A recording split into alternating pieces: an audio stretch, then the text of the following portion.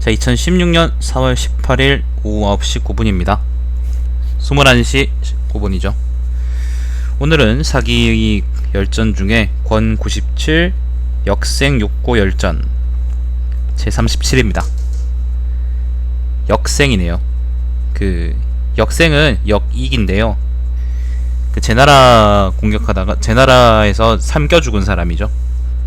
회엄의 열전에서 나왔던 사람이죠. 그죠? 자, 37번째 열전입니다. 읽어보겠습니다. 역생 2기는 역익입니다. 역익이는 진류 고향 사람이다. 진류 땅이니까 대략 이쯤 아닐까요? 이 어디 있겠지? 그는 독서를 좋아했으나 집안이 가난하여 영락한 채 떠도는 신세로 의식을 해결할 만한 직업이 없어 어느 마을에 성문을 관리하는 작은 관리가 되었다. 그러나 현안의 현인이나 호걸들은 그를 전혀 쓰려하지 않았고 현의 사람들도 모두 그를 미치광이 선생이라고 불렀다. 진승과 항량 등이 군사를 일으키자 장수들이 각지를 경략하였는데 고향을 지나간 사람이 수십 명이나 되었다. 역생은 그들 장수들이 모두 도량이 작고 까다로운 예절을 좋아하며 자기만 옳다고 여길 뿐 원대한 계획을 말해도 들어주지 않는다는 이야기를 듣고 자신의 계략을 깊이 감추고 있었다. 뒤에 역생은 패공은 이제 유방이죠. 패공이 군사를 거느리고 진료의 교회를 공략한다는 말을 들었다. 그때 패공휘하의 기병 한 사람이 마침 기병이라 말은 그 말탄 병사요. 마침 역생과 동양 사람의 아들이었는데 패공은 가끔 그 기병에게 옆 사람들 가운데 현인과 호골이 누구인지를 물었다. 그 기병이 마을로 돌아오자 역생은 그를 보고 이렇게 말했다. 나는 패공이 거만하고 남을 업심여기지만 원대한 뜻을 가졌다고 들었다. 그분이 바로 내가 섬기고 싶은 사람이지만 나를 소개해주는 사람이 없다. 자네가 만일 패공을 보거든 신의 고향에 역생이라고 하는 사람이 있는데 나이는 60여세요. 나이가 많은 분이네요. 신장은 팔척입니다. 사람들은 모두 그를 미치광이 선생이라고 부르지만 본인 스스로는 미친 사람이 아니라고 합니다. 라고 말해주게. 기병이 말하였다. 패공은 선비를 좋아하지 않습니다. 빈객 중에 관을 쓰고 오는 사람이 있으면 패공은 언제나 그 빈객의 관을 빼앗아 그 안에 오줌을 싸버립니다. 그리고 손님과 이야기할 때 상대방을 큰 소리로 욕하고 나니 선비의 긴분으로 신분을 유세한다는 것은 좋지 못합니다. 역생은 말하였다. 어쨌거나 내 말을 전에만 해주게. 기사는 역생이 부탁한 말을 침착하게 패공에게 아뢰었다. 패공은 고향의 객사에 머물려면서 사람을 보내 역생을 불렀다. 역생이 객사에 이르러 아뢰나였다. 그때 패공은 다리를 벌리고 침상에 걸터 앉아 두 여자에게 발을 씻기고 있었는데 그 자세 그대로 역생을 들어오게 하였다. 역생은 들어가서 양손으로 읍할 뿐 엎드려 절하지 않고 이렇게 말하였다. 공자께서는 진나라를 도와 제후들을 치리하십니까? 요 진나라를 도와서 제후들을 치리하십니까? 아니면 제후들을 이끌고 진나라를 치리하십니까? 그러자 패공은 역생을 꾸짖으며 말하였다. 야이 미친 선비놈아, 천하가 진나라의 꽃초를 당한 지가 오래되었다. 그래서 제후들이 서로 협력하여 진나라를 치려고 하는데 이놈이 어찌 진나라를 도와 다른 제후들을 친다고 말하느냐? 역생이 말하였다. 공께서 진실로 군중을 모으고 의병을 합쳐서 저 무도한 진나라를 없애고자 하신다면 이런 오만불선한 태도로 나이든 사람을 만나서는 안됩니다. 이에 패공은 발 씻기를 멈추고 일어나서 의관을 단정히 하고 역생을 윗자리에 앉게 한 뒤 사과했다. 이 역생은 육국의 합종연행책의 형세에 대해서 말하였다. 패공은 기뻐하며 역생에게 음식을 대접하며 이렇게 물었다.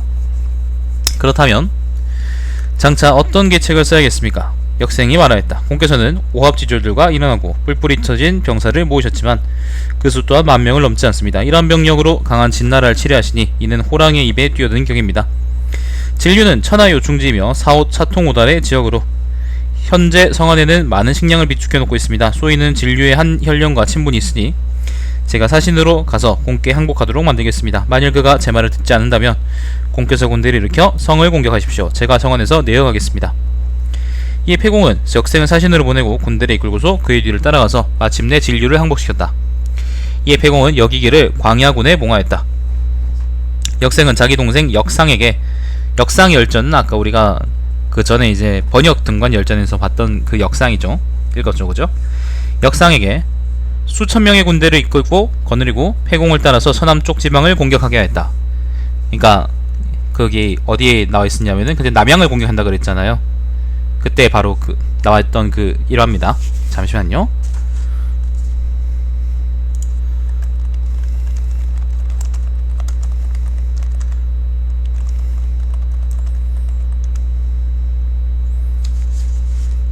네, 됐습니다. 서남 쪽을 공격하라 그랬으니까 진류에서 서남 쪽이면은, 진류가 여기니까 서남 쪽이면은 여기 하남 지역하고 그 다음에 여기 어디에요? 남양 지역이겠지. 자, 계속 읽어보겠습니다.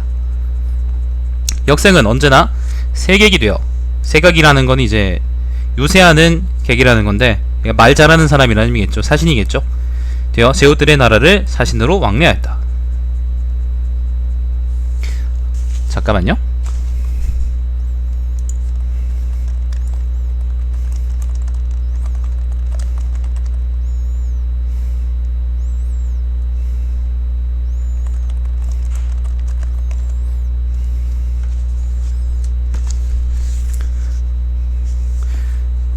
잠깐만요. 죄송합니다.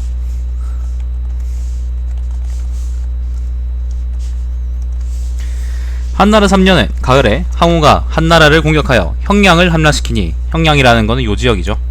요쪽 지역이죠. 한나라는 공 낙양 일대로 퇴학하여 머물렀다. 낙양도 이 근처 땅입니다. 삼천군이 낙양이라 그러더라고. 그 무렵 초나라는 회의무가 여기서 초나라라는 건 이제 항우의 조나라를 의미하고요. 회의무라는 거는 한신을 의미하죠. 회의무가 조나라를 공격하고 팽월이 여러 차례 양땅에서, 이쪽 근처 땅일 거야 아마, 양땅에서 반란을 꾀하였다는 소식을 듣고서 군대를 파견하여 조와 양을 권하였다. 회의무가 동쪽으로 제나라를 공격하고 있을 때, 제나라가 여기죠, 그죠?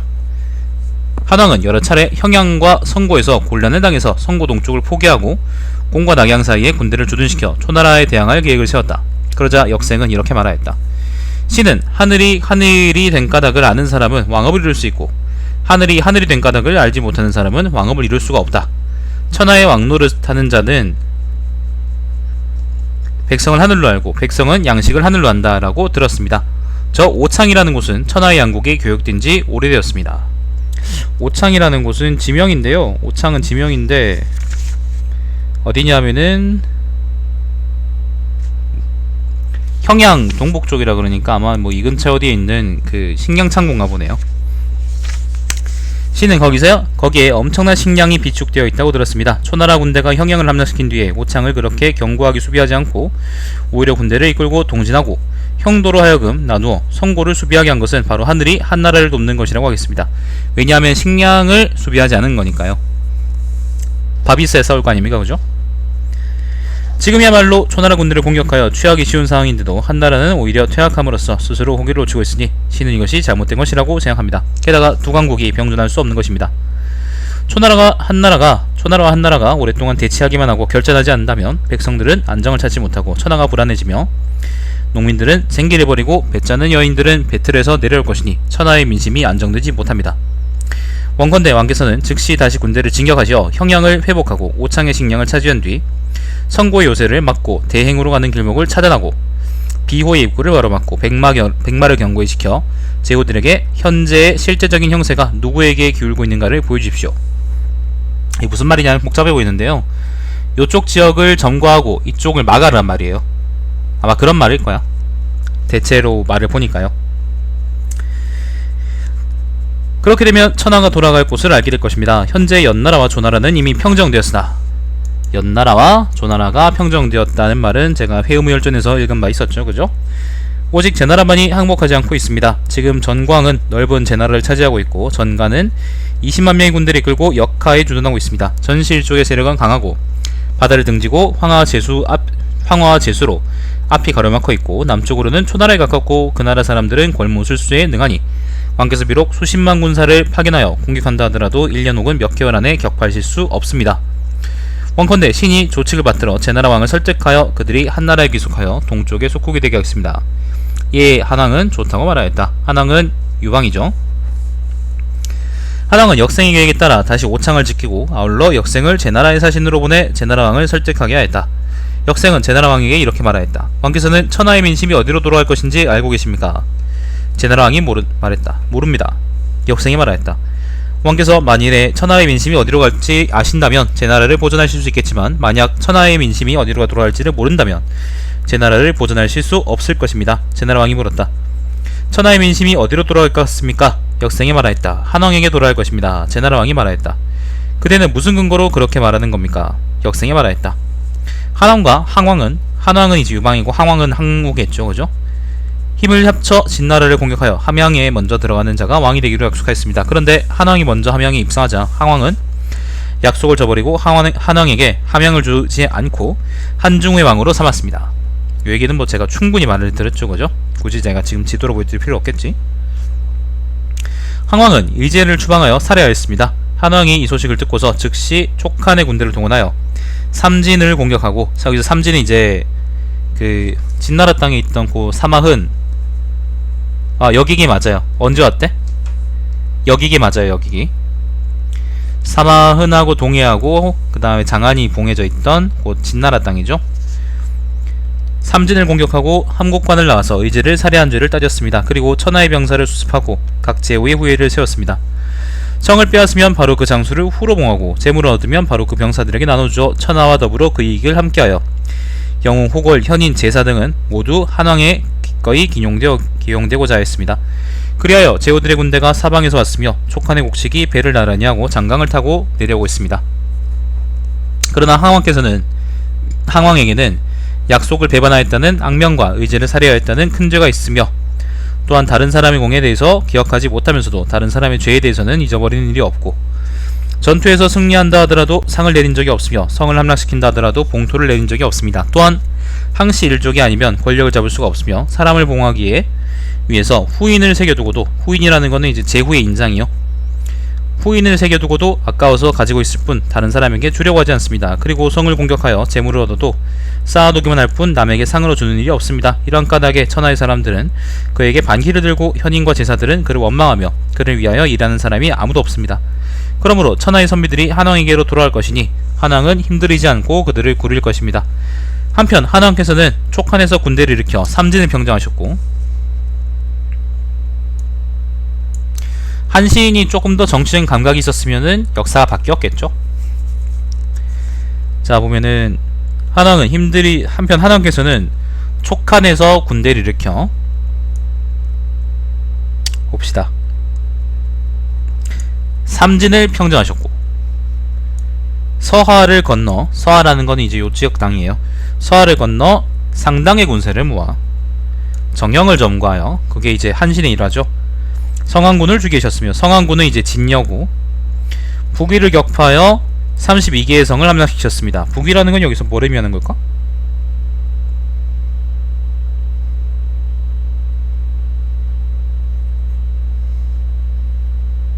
위표를 얘기하는군요.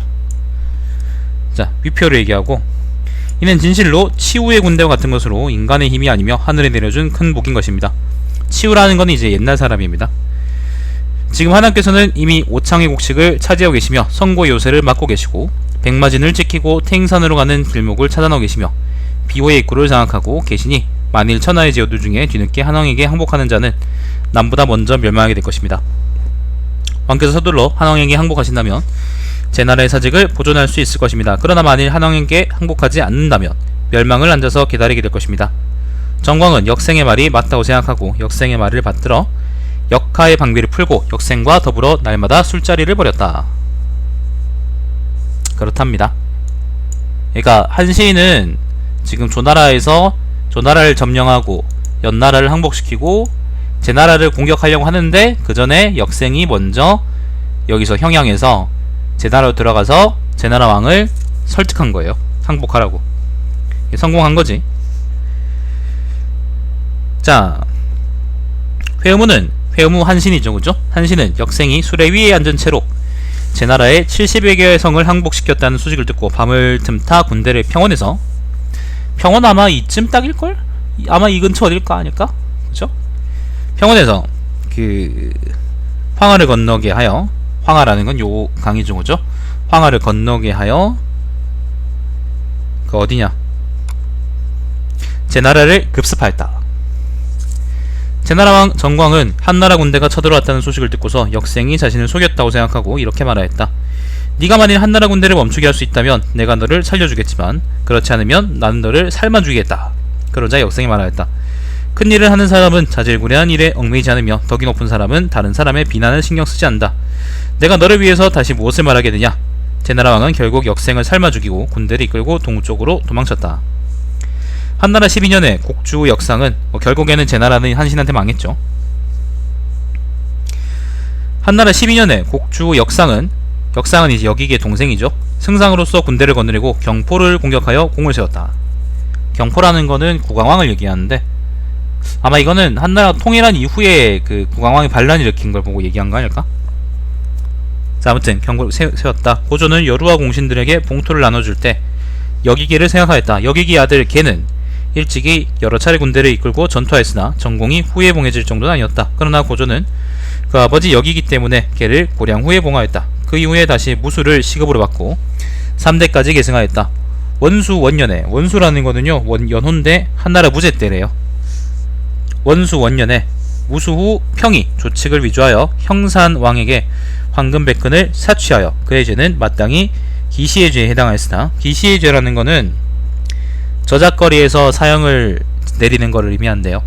병으로 죽어 그의 본국은 없어졌다. 요까지가 역생열전입니다.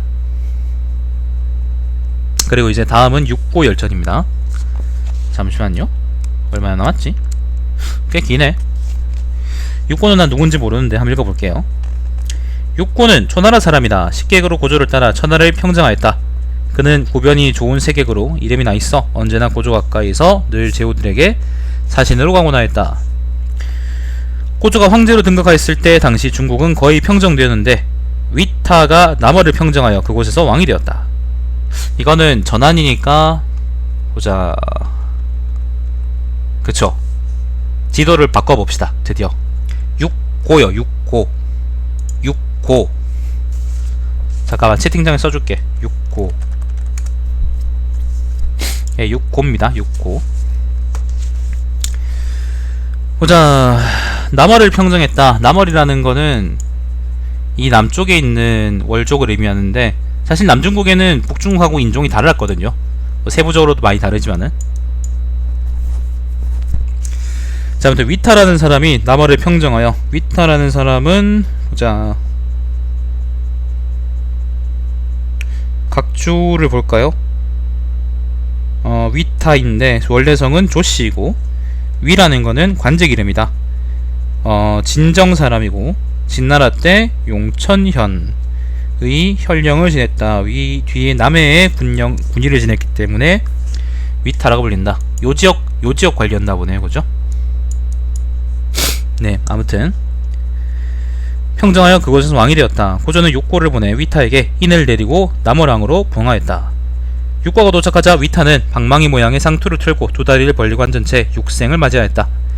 육생이라는 건 뭐 육고를 의미하겠죠. 육생은 앞으로 나아가 이렇게 말하였다. 귀하께서는 중국 사람으로 친척과 형제 무덤이 진정에 있습니다. 진정은요, 보자. 하북성이라네? 하북성의 정정현이라는데 뭐 여기 어디겠죠?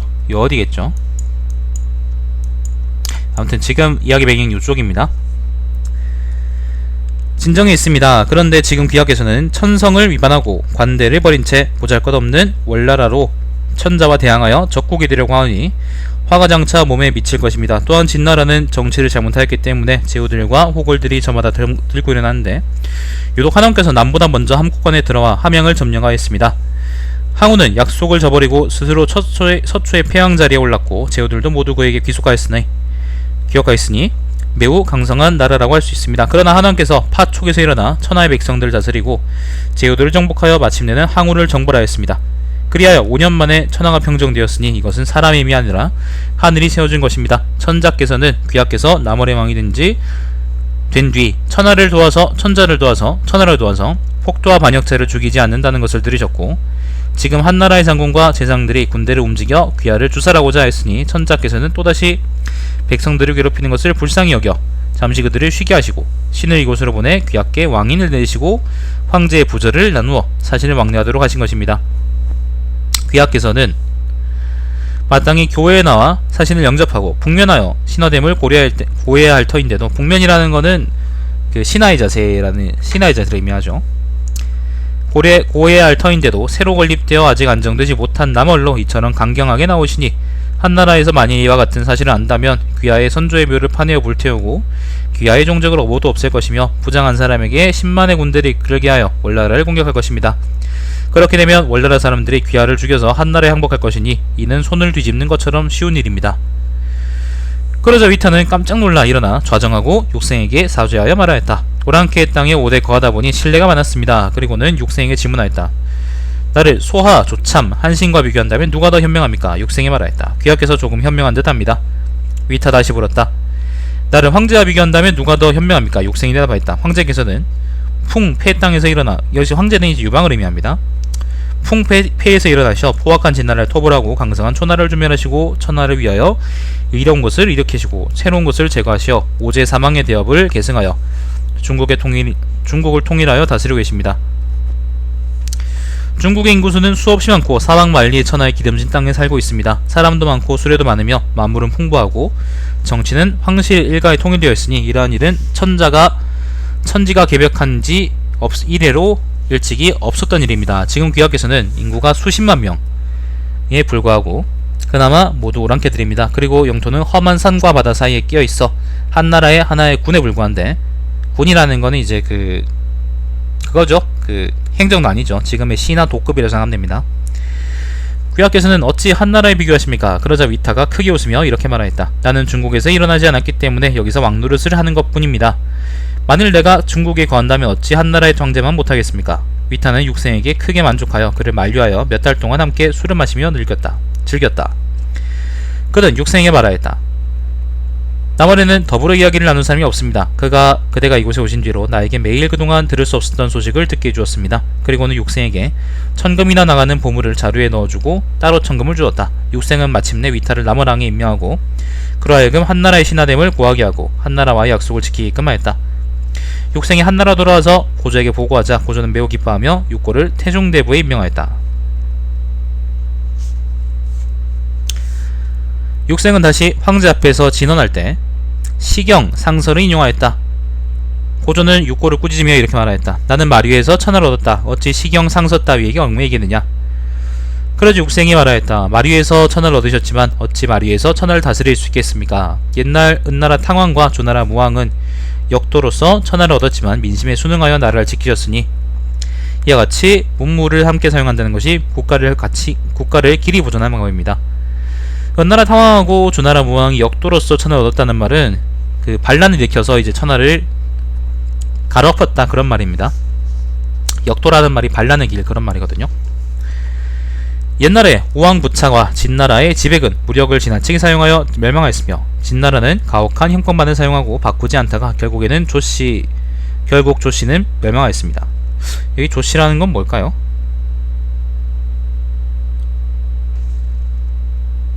여기서 조씨라는 거는 진나라를 가리킨다네? 원래 진나라의 영씨하고 조씨는 성이 같은 선조다. 그래서 이제 조씨라 그러기도 한다 그러네요. 아무튼 당시 진나라가 천하를 통일한 뒤 인의를 행하고 수의 성인을 본받았다면 폐하께서 어떻게 천하를 차지할 수 있었겠습니까? 지금 말하는 배경은 여기 장안이죠, 그죠? 고조는 마음이 불편하였지만 오히려 부끄러운 기색을 보이며 그 육생에게 이렇게 말하였다. 시험삼아 나를 위하여 진나라가 천하를 잃은 까닭과 내가 천하를 얻은 까닭이 무엇인지, 그리고 옛날에 성공하고다 실패한 나라의 역사 사실을 저술하도록 하시오. 육생은 이에 국가의 전망에 징후에 대하여 약술하여 모두 12편을 지었다. 그가 매편을 상주할 때마다 고조는 좋다고 칭찬하지 않은 적이 없었으며 좌우의 사람들도 모두 만세를 외치며 그 책을 신어라고 하였다. 신어는 지금도 남아있다네요. 자, 세신자의 말씀 어쩌네? 자, 효혜제 때 여태호가 정권을 잡고 여러 여씨들을 왕으로 세우려 했으나 대신들 중에는 바른말을 잘하는 사람을 대신들 중에서 바른 말을 잘하는 사람을 두려워했다. 육생은 스스로 여태호와는 논증할 수 없다고 판단하고 병을 구실로 사직하고서 집에 칩거하였다. 그는 호치에 있는 전답이 비옥하여 그곳에서 정착하기로 하였다. 호치라는 곳은 지명인데요. 섬서성이라네요. 뭐 장안 근처에 어딘가 보네요.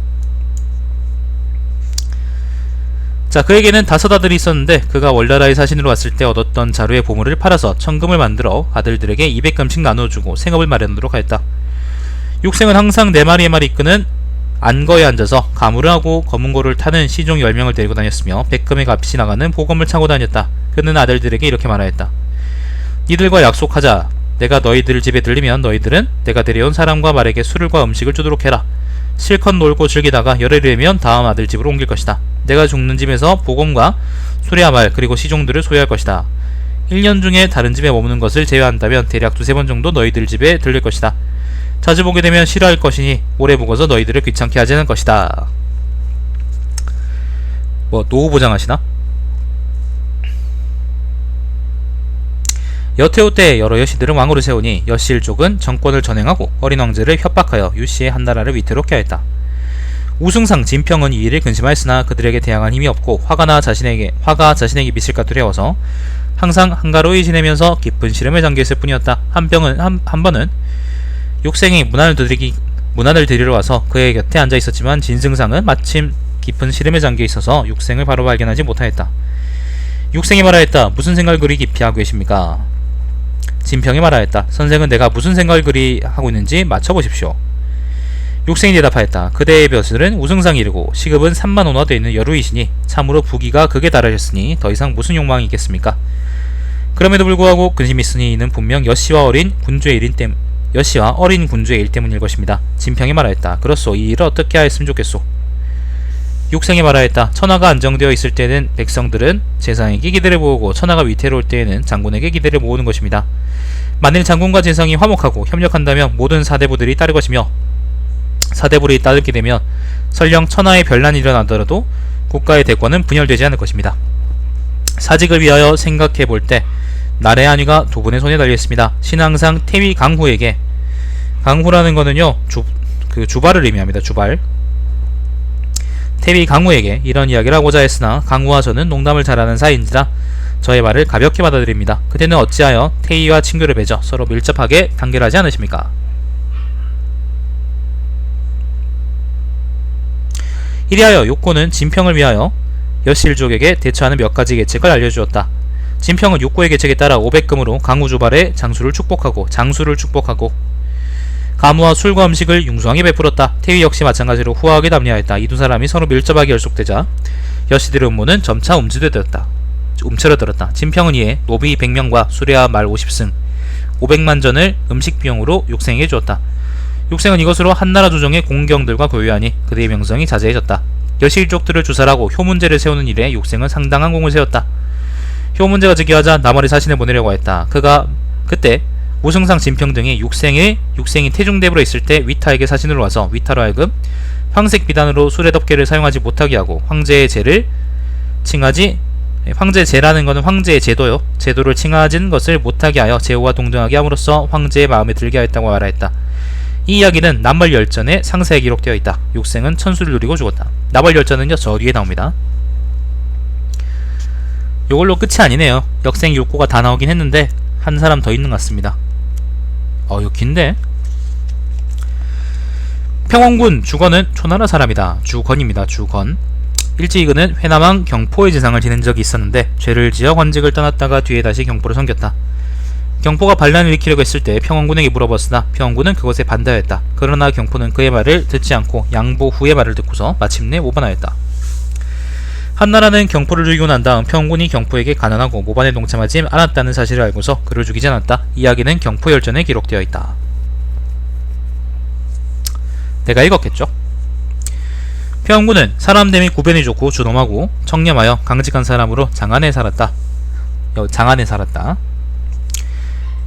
그는 구차하게 남의 비위를 맞추거나 의리에 벗어난 일을 하려 하지 않았다. 병양 후 심의기는 형실이 바르지 않았지만 여태후의 총애를 받았다. 그 무렵 병양후는 평원군과 사이오 싶어했으나 평원군은 그를 만나려고 하지 않았다. 평군의 어머니가 죽었을 때 육고는 평소에 평군과 사이가 좋았으므로 그의 집에 문상을 하러 갔다. 평군은 너무 가난하여 아직 장례도 치르지 못하였고 마침 상복과 장례 도구를 빌리려던 참이었다. 육고는 평군에게 장례를 치도록 하였다. 그리고 난 다음 육고는 벽양후를 찾아가서 축하하며 말했다. 평군의 어머니께서 돌아가셨소. 벽양후는 심익이죠. 그러자 벽양후가 말하였다. 평군의 어머니께서 돌아가셨는데 어찌하여 나에게 축하하십니까? 육고가 말하였다. 예전에 그대는 평군과 사귀기를 바랐지만 평군이 의리를 지키느라 그대와 사귀려 하지 않았던 것은 그의 어머니 때문이었습니다. 그런데 지금 그의 어머니가 돌아가셨으니 그대가 진실로 후하게 조문한다면 그는 당신을 위하여 죽기라도 할 것입니다. 이에 벽양후는 백금의 조의금을 냈다. 여루와 귀인들이 벽양후의 일로 인하여 평군을 찾아가 조의금을 내니 모두 500금에 달하였다. 일부러 그러니까 돈이 없으니까 돈 마련해 주려고 이렇게 꾀를 냈네요. 육고가. 벽양후는 여태호와 간통하였는데 많은 사람들이 효예제 앞에서 벽양후를 헐뜯었다. 그러자 효예제는 크게 놓아여 형리에게 넘겨 그를 죽이려고 하였다. 그러나 여태호는 부끄러워하며 아무 말도 하지 못하였다. 대신들은 벽양후 행실은 매우 미워하였기 때문에 정말로 그를 죽이길 바랐다. 그러자 벽양후는 다급하여 사람을 보내 평군을 만나려 하였다. 그러나 평군은 저 사람이 이렇게 말하였다. 재판이 임박해 있으므로 감히 그대를 만날 수 없습니다. 그리고 평군은 효예제의 총신 굉저규를 찾아가 그를 설득하며 이렇게 말하였다. 당신이 황제의 총애를 받고 있다는 사실을 천하에 모르는 사람이 없습니다. 그런데 지금 벽양후는 태호에게 총애를 받았다 하여 형리에게 넘겨져 있는데 사람들은 모두가 당신이 중상에서 그를 죽이려 한다고 말하고 있습니다. 지금 벽양후가 주살당한다며 여태호께서 분노를 감추고 계시다가 다음날에 역시 당신을 죽일 것입니다. 그런데 어찌하여 당신은 옷을 벗어 어깨를 드러내놓고 벽양후를 위하여 황제께 용서해달라고 부탁하지 않는 것입니까? 만일 황제께서 그렇게 당신의 청을 받아들여 벽양후를 풀어준다면 태후께서 크게 기뻐하실 것이고, 그렇게 된다면 황제와 태후 두 분께서는 당신을 총애할 것이고 당신은 부귀가 이전에 비하여 더욱더 늘어날 것입니다. 그러나 굉저규는 크게 두려워서 그의 계책에 따라 황제에게 진언하니 과연 황제는 벽양후를 풀어주었다. 벽양후는 자기가 감옥에 끌려갈 때 평군을 만나려 했으나 평군이 만나주지 않자 평군이 자기를 배반했다고 생각하고 크게 노하였다. 그러나 평군이 계획을 성공시켜 그를 구해주자 벽양후는 크게 놀랐다.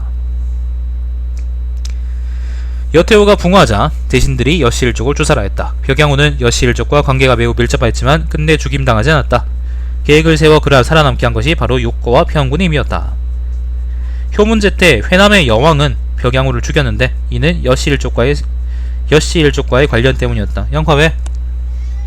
일로와. 왜 저러지 저 새끼죠? 효문제는 벽양후의 식객인 평군이 벽양후를 위하여 계책을 세웠다는 이야기를 듣고 형리를 시켜 평군을 체포하여 그 죄를 다스리고자 했다.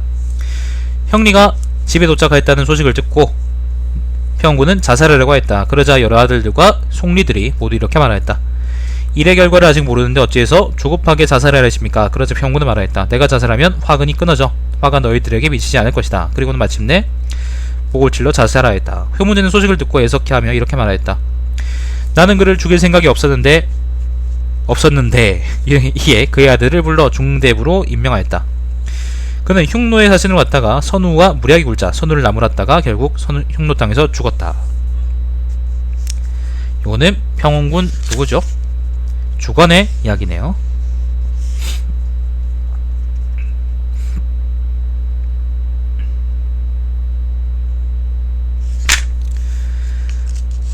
처음 패공이 군대를 이끌고, 근데 아직 끝나지 않았습니다 여러분.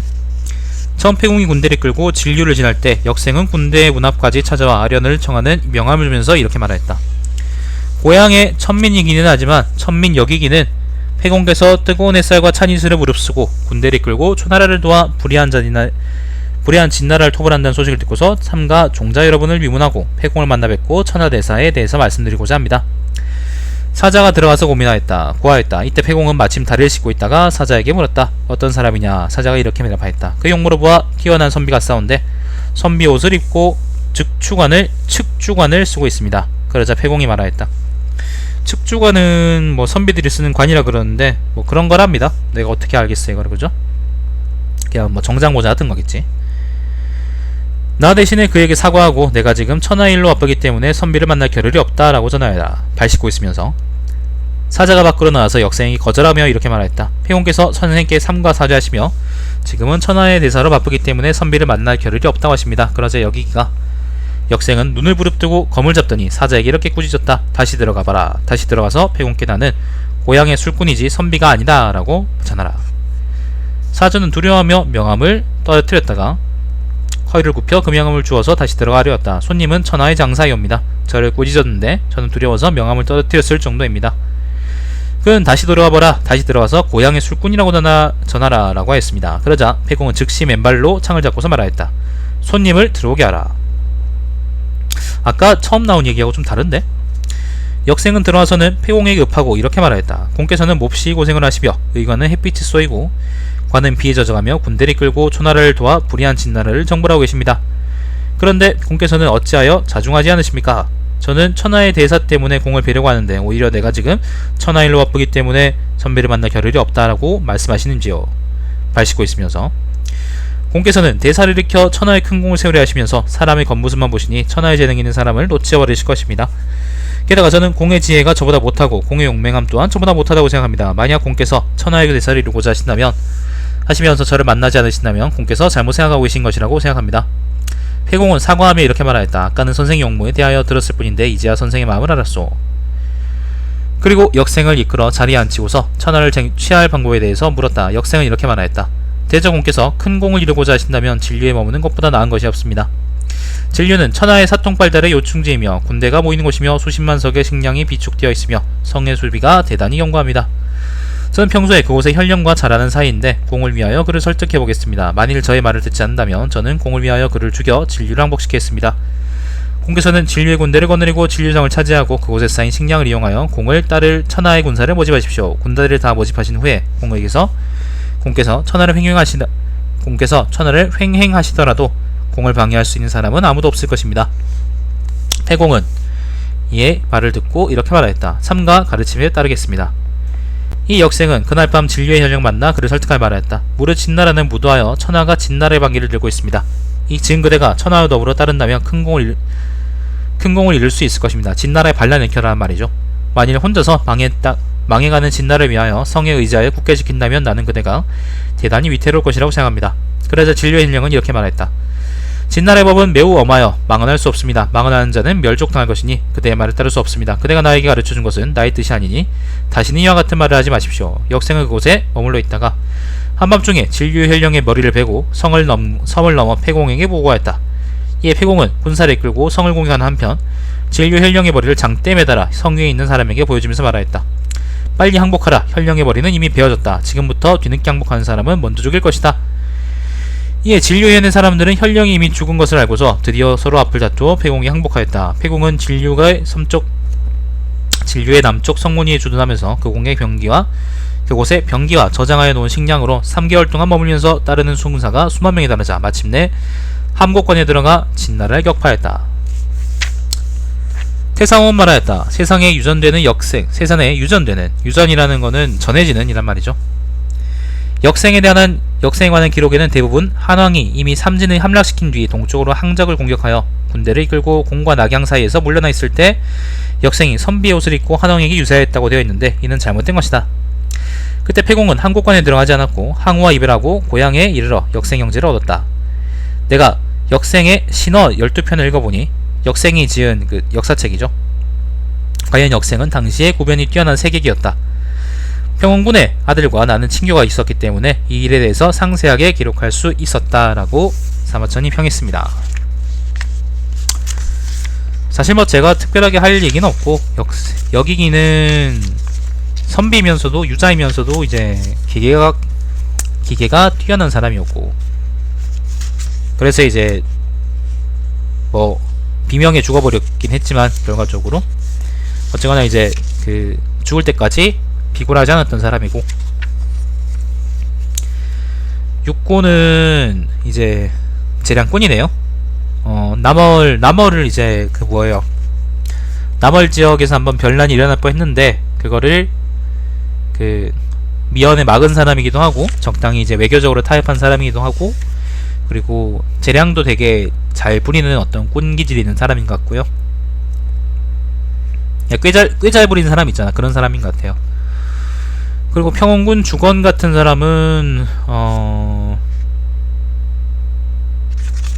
주건도 이제 그런 부류의 사람인 것 같은데, 주건도 이제 꾀를 잘 부리고 뭐 그런 것 같습니다. 지금 사실 뭐 특별하게 내가 이 세 사람에 대해서 할 말은 없고, 얘기한다면 이제 여기기가 굉장히 고매한 사람이었다, 고고한 사람이었다라고 얘기할 수 있을 것 같네요. 세상홍 평도 사실 사평도 사실 이거 여기서는 뭐 크게 볼 건 없어요. 그냥 이제 역생에 관한 일화는 그 뭐 한왕이 유방이 그 어딥니까? 여기서 일나가지고 폐연이 여기구나. 폐연에서 일나가지고 이 지역을 평정하고 그리고 촉한으로 들어간 뒤에 다시 형양에서 항우하고 대치하고 있을 때, 그때 그 뭐예요? 만난 것이다. 항우하고 그러니까 그 여기기하고 유방이. 근데 실제로는 훨씬 이전에 폐 땅에서 거병할 때쯤에 이제 그 뭐예요? 유방이 여기기를 만났다라는 게 맞는 말이다라고 이제 얘기하는 거죠. 아, 이거 되게 마음에 안 드네. 이쪽에 이거 있는 거 되게 마음에 안 드네. 아무튼 새로 구한 지도인데, 아무튼 그렇답니다. 뭐 사평도 사실 이런 얘기밖에 없고, 그냥 일반적인 어떤 기록이 잘못됐습니다 라는 얘기밖에 없고, 저도 사실 요 세 사람 대해서 특별하게 얘기할 게 없기 때문에 요걸로 마치겠습니다. 지금까지 권97 역생 6구열전 제37이었습니다. 그 다음 열전은 북은 괴성열전인데요.